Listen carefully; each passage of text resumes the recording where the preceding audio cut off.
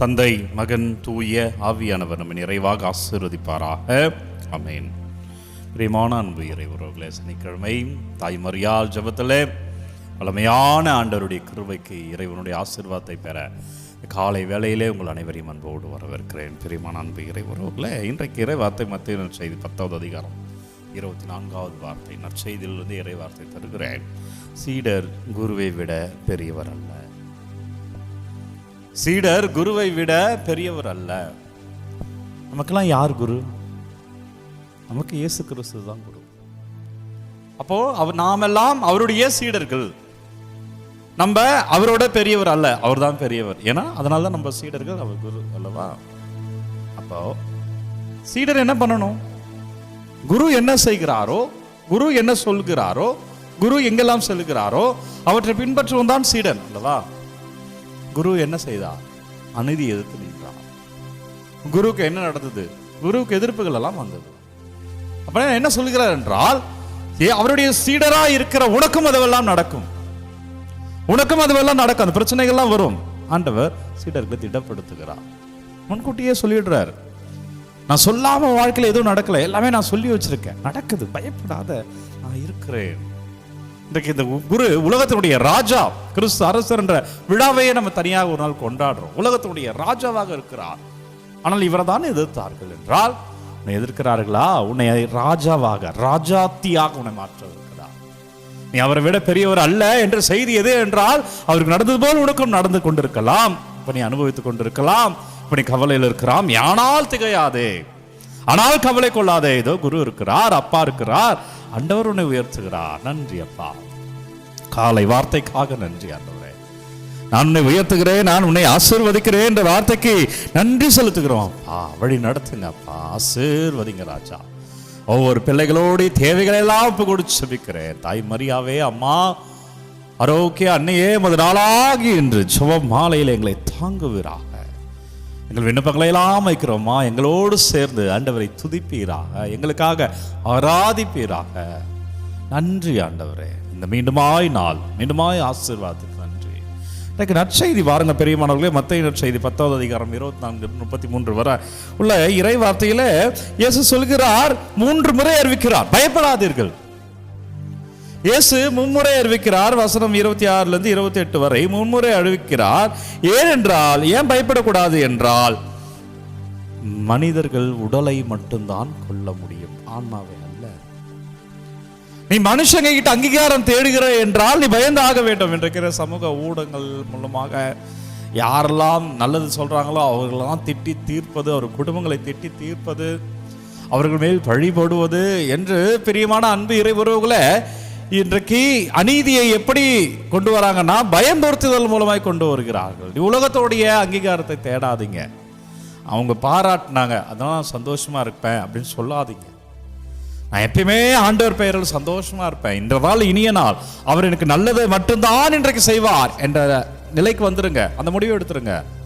அவர் பாராட்டினால், அவள் பாராட்டினால் மகிழ்ந்து இருக்கிறேன் வேண்டாம். ஏன்னா அதே வாய் அடுத்த கணம் உங்களை திட்டும். அப்ப நீ உடஞ்சு போயிடுவேன், அப்ப மகிழ்ச்சி இல்லாம போயிடும். அவர் பாராட்டியதால் மகிழ்ந்த நீ, அவர் திட்டியதால் அழ ஆரம்பித்து விடுவா, உடைந்து போயிடுவ, கஷ்டப்படுவ. ஆனால் அது வேண்டாம். ஆண்டவர் நிமித்தமாய் நான் மகிழ்ச்சியா இருக்கிறேன். உடலை மட்டும் கொள்பவருக்கு அஞ்சாதீர்கள், ஆன்மாவையும் கொள்பவருக்கு அஞ்சுங்கள். அப்படின்னா என்னன்னா, இன்னைக்கு பேசின வாய் நாளைக்கு உன்னை புகழ வைப்பார். அவர் உன்னை திட்டின வாய் நாளைக்கு அவர் மாற்ற வைப்பார். இன்றைக்கு நற்செய்தி பார்த்தீங்கன்னா, கடந்த 3 நாட்கள் 4 நாட்கள் நற்செய்தி எல்லாம் சீடர்கள் வர துன்பங்களை பத்தி பேசினார். ஆனா இன்றைக்கு சீடர்களே துன்பத்தை எப்படி ஃபேஸ் பண்ணணும்னு சொல்லி கொடுக்கிறார். நீ வாழ்க்கையில எப்படி சமாளிக்கணும்னு அவர் கற்றுத்தருகிறார். எனவே பிரியமுள்ள அன்பு இறை உறவுகளை, வசனம் 29-31 வரை இயேசு முழுமையாக உன்னை அறிகிறார். உன் தலைமுடிகள் எல்லாம் எண்ணப்பட்டிருக்கின்றன, உன் தலைமுடிகள் எல்லாம் எண்ணப்பட்டிருக்கின்றன. அப்படின்னா என்ன அர்த்தம்னா, உன் தலைமுடிகள், அவர் வாழ்க்கையில் நடக்கிற எல்லாவற்றையும் சின்ன சின்னது கூட அவர் அறிந்திருக்கிறார். அவருக்கு தெரியும். நீ அவர் கூட இரு, அவர் பிரசன்ஸ்ல இரு. கோயிலுக்கு போய் ஆலயத்தில் அந்த நற்கரை ஆண்டவர் முன்னாடி அமரு. இந்த ஆராதனை ஒப்பு கொடுத்து ஜெபி. இந்த காணொலி மூலமா தான் வருது, யூடியூப்ல தான் வருது. ஆனால் அது ஆசீர்வாதமாய் வருகிறது, இயேசு கிறிஸ்துவின் பெயரால் வருகிறது, விவிலிய வார்த்தைகளோடு வருகிறது. எனவே அவனை முழுமையா அர்ப்பணி. கோயிலுக்கு போய் பூசையை பாருங்க, ஒப்பு கொடுத்து ஜெபிங்க. ஜெபமாலையில் அம்மா எனக்காக ஜெபிங்கள் என்று தாய்மரியாவோடு சேர்ந்து ஆண்டவரை துதிங்க, ஜெபிங்க. வல்லமை அப்படி இருக்கும். பைபிள் எடுத்து வாசிங்க பிரியமானவர்களே. காசுக்கு 2 சிட்டுக்குருவிகள் வாங்குவதில்லையாங்கிறார். காசுக்கு நற்செய்தியில 2 சிட்டுக்குருவி அப்படின்னா ஒரு காசுக்கு 1 சிட்டுக்குருவி. ஆனால் 2 சிட்டுக்குருவி என்றால் ஒன்று வாங்கினால் மற்றொன்று இலவசம். ஏனென்றால் சிட்டுக்குருவியினுடைய மதிப்பு குறைந்து இருந்ததால் ஃப்ரீயா கொடுத்தாங்க. ஆண்டவர் சொல்றாரு, அவற்றை விட நீ மேலானவர். ஃப்ரீயா கொடுக்கறதுக்கே நான் அவ்வளவு அணி செய்கிறேன் என்றால் உன்னை விட்டுருவேனா? நீ என்னுடைய சாயல், நீ என்னுடைய மகள், நீ என்னுடைய மகன், உன்னை விட்டு விடுவேனா? எனவே மனிதர்களுடைய அடையாளம் தேடாதே, கடவுளிடம் அடைக்கலம் நாடு. மனிதர்களிடம் அடையாளம் நாடாதே, அடையாளம் தேடாதே. அந்த அடையாளத்தை அந்த இடத்துல இருக்கிறது என்று நினைத்துக் கொள்ளாதே. உன்னுடைய அடையாளம், உன்னுடைய மதிப்பீடு அனைத்தும், மகிழ்ச்சி அனைத்தும் இங்க இருக்கிறது. இவர்தான் உன்னை மீட்டெடுத்து கொண்டு இருக்கிறார், இவர்தான் உனக்கு வாழ்க்கை கொடுத்தவர், இவர்தான் வாழ வைக்க இருக்கிறார். எனவே அவரிடம் நாடி வா. மனிதர்கள் அல்ல, இறைவரை நாடு. மனிதர்கள் எப்படி பார்க்கணும் பழகணும் என்று சிந்தனை அவர் தருவார், ஆசீர்வாதத்தை தருவார். நன்றி அப்பா, நாளுடைய ஆசீர்வாதத்துக்கு நன்றி ஆண்டவரே. அஞ்சாதே என்ற செய்திக்கு நன்றி அப்பா. உங்கள் பயங்கள் எல்லாம் ஒப்பு கொடுங்க அப்பா. எங்கள் பயங்கள், எங்கள் கஷ்டங்கள், எங்கள் ரணங்கள், எங்கள் வாழ்வியலுடைய போராட்டங்களை ஒப்பு கொடுக்கிறேன். பிள்ளைகள் என்னவெல்லாம் கமெண்டில் அனுப்புறாங்களோ ஒவ்வொரு விண்ணப்பங்களையும் சமர்ப்பிக்கிறேன்.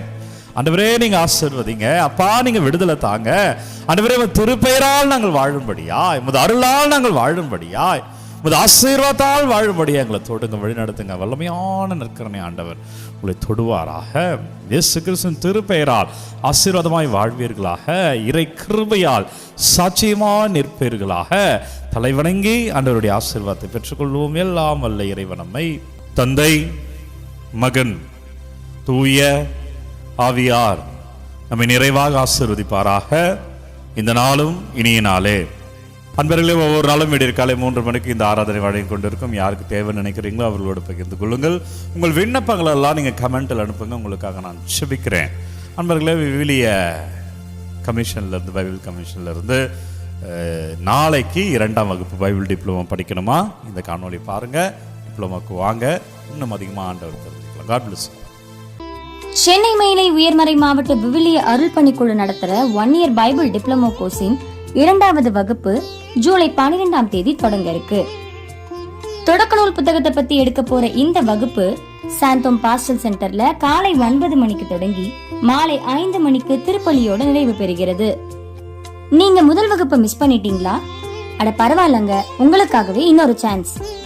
இதுவரைக்கும் சேராதவங்க கூட ஜூலை 12ஆம் தேதி நடக்க இருக்கிற கிளாஸுக்கு வந்து 1 இயர் பைபிள் டிப்ளமோ கோர்ஸ்ல ஜாயின் பண்ணிக்கலாம். இந்த அரிய வாய்ப்பை யூஸ் பண்ணிக்கோங்க. விவிலியத்தை ஆழமா அறிந்து கொள்ள அனைவரும் வருக, இறை அருள் பெறுக. இயக்குனர் தந்தை ஃபாதர் பிரேம்ராஜ். நன்றி.